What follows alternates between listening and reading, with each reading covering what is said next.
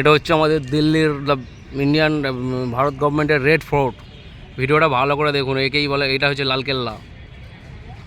Total এইটা হচ্ছে main entrance gate, আর এখান থেকে 4 কিলোমিটার সোজা হেঁটে যেতে হবে। ওই দিকে হচ্ছে আউট গেট, যেটা আপনারা বেশিরভাগ আউট গেটটাকেই বেশিরভাগ মানুষ দেখতে পায়, কিন্তু মেন এন্ট্রি গেট হচ্ছে এটা।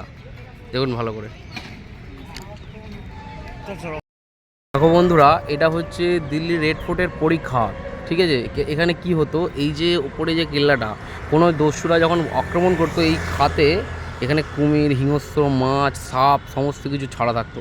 মানে কোনো দস্যু আক্রমণ করলে তাকে এই খাত পেরিয়েই তাকে কেল্লায় যেতে হতো, কিন্তু এই খাতে তো সমস্ত হিংস্র প্রাণী থাকে। কেউ এই টোপকে না যাওয়ার জন্য এই খাত বানানো। দেখুন লং, এই খাতটা টোটাল দেখা যাচ্ছে যত বলতো লংয়ে। এখানে এরা প্রচণ্ড গভীর, আর এখানে হিংস্র কুমির, মাছ টাছ সবাই থাকতো, যাতে কেউ আক্রমণ করলে যাতে তাদেরকে খেয়ে ফেলতে পারে। আর কেউ পালানোর চেষ্টা করলে এই যে ফাঁকগুলো দেখতে পাচ্ছেন, এখান থেকে গরম তেল দস্যুদের গায়ে, মানে আক্রমণাত্মক মানুষদের গায়ে ঢেলে দেওয়া হতো। দেখুন ভালো করে, এই দেখুন টোটাল ভিউটা।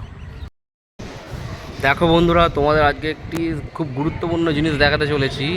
এই হচ্ছে আমাদের ভারতবর্ষের যে মোগল সাম্রাজ্য, যে লালকেল্লা, যেখানে মোগলরা আর কি সারা ভারতকে যখন শাসন করতো, এই সেই সিংহাসন যেখানে আমাদের ভারতের মানে মোগল সাম্রাজ্যের রাজা বাবর, তারপর হুমায়ুনের পর যে আকবর ছিল, আকবরের রাজত্বকালে উনি এখানে বসে রাজ্য শাসন করতো। এই সেই রাজ সিংহাসন। এটি একটি গোটা শ্বেত পাথরকে বিভিন্ন প্রজাতিভাবে কেটে বানিয়েছে। শ্বেত পাথরকে কেটে বানানো টোটাল, ঠিক আছে, ডিজাইন করাই। দেখুন এই হচ্ছে ওনার, এখানে বসে উনি সবাইকে বিচার করতো মানুষের, যে কে কেমন অপরাধ করেছে। এই টোটাল দরবারটা দেখুন।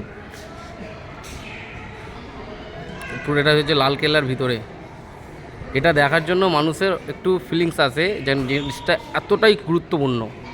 এই সেই রাজ সিংহাসন, এখানে বসে সবাই আমাদের সদাবর আকবরের পর জাহাঙ্গীর ছিল ওনার সন্তান, উনিও এখানে শাসন করতো। জাহাঙ্গীরের পরে তারপর আবার আমাদের যে আগ্রাতে, উনি আগ্রাতে রাজ্য চালাতো। মেন এখানে দুজনই একমাত্র ভারতকে শাসন করেছে, সেটা হচ্ছে আকবর এবং জাহাঙ্গীর।